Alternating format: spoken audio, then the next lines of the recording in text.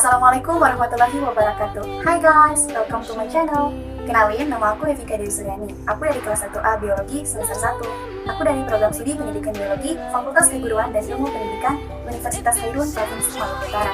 Jadi, pada studi ini, aku bakal bahas mengenai permasalahan lingkungan yang ada di sekitar kita dalam kehidupan sehari-hari.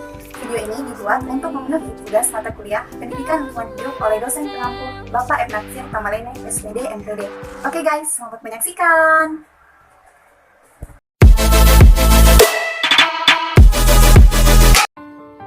Daratan bumi kita ini hanya terdiri dari 30% luas wilayah bumi dan 70%-nya adalah lautan. Begitu banyak ekosistem yang hidup di dalamnya. Menurut beberapa sumber, manusia menjadi salah satu faktor terbesar penyebab kerusakan laut. Ada beberapa contoh permasalahan lingkungan hidup yang ada di sekitar kita yang diakibatkan oleh manusia.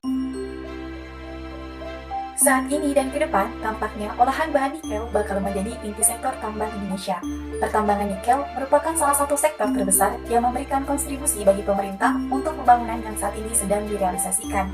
Namun di sisi lain, peleburan untuk nikel akan menghasilkan dampak negatif bagi lingkungan sekitar, yaitu limbah asap dalam jumlah besar yang penuh dengan logam berat. Kemana limbah ini akan dibuang? Lingkungan perairanlah yang akan menjadi sasaran. Miliaran ton limbah beracun akan dibuang ke perairan segitiga terumbu karang, rumah bagi keanekaragaman karang dan ikan karang tertinggi di dunia. Halmahera Timur menjadi salah satunya yang saat ini dalam cengkraman tambang. Tak ada upaya nyata dari pemerintah untuk menyelamatkan lahan pertanian perkebunan, juga pesisir dan laut, tulang punggung utama ekonomi warga.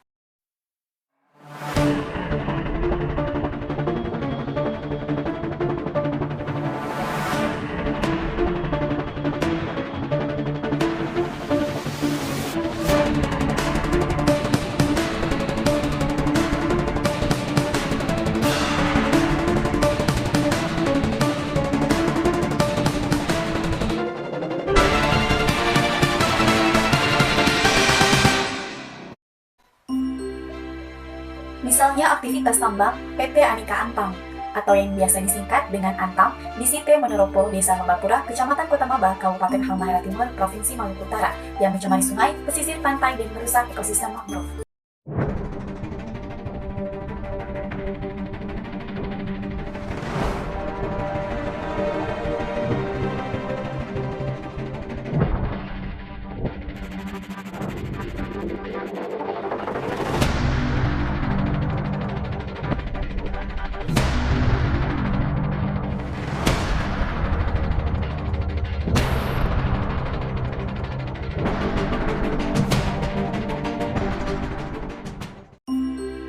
Penambangan yang karakternya rakus lahan dan rakus air, daya rusaknya tak hanya terjadi di situs-situs tambang, tetapi juga wilayah lain di sekitar konsensi tambang dan wilayah hilir. Dengan demikian, kerusakan yang sedemikian kompleks dan berulang itu dibutuhkan pemulihan dan penegakan hukum. Jika tidak, warga akan boikot Antam lagi.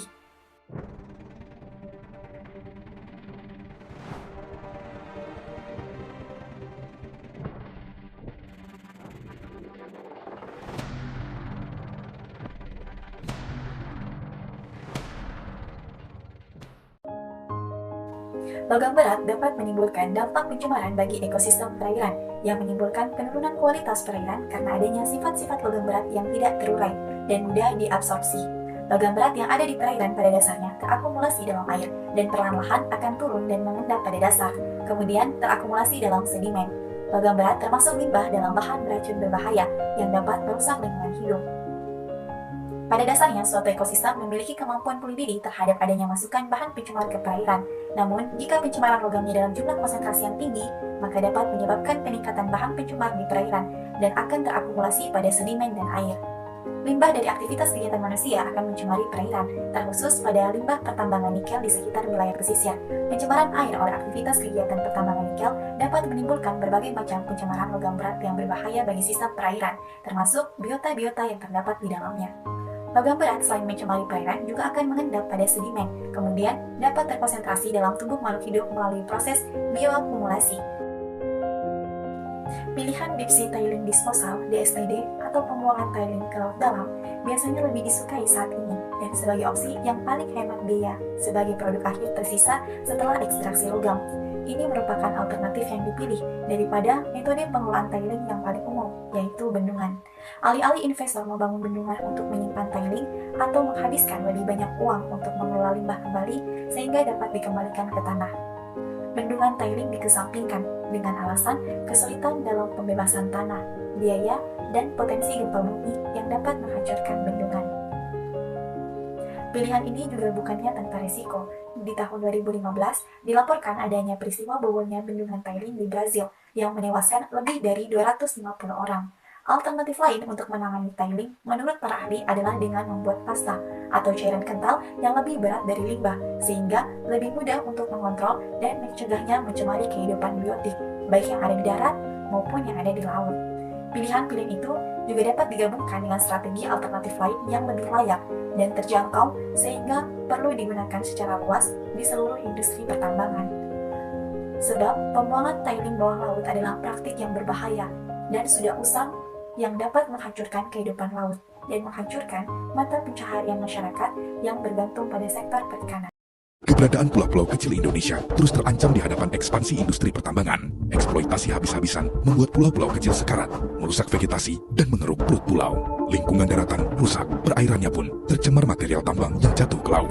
Nasib petani, nelayan, buruh, masyarakat adat disandera oleh logika pembesaran kekayaan untuk segelintir orang. Keberadaan tambang di pulau-pulau kecil tak terlepas dari peran segelintir teknokrat, pejabat, politisi, dan pengusaha di Jakarta dan daerah. Aparat negara, sipil, dan bersenjata itu bukan pelindung warga negara, tapi menjadi sumber ketakutan bagi rakyat. Mari berjuang bersama. Kita selamatkan pulau kecil Indonesia.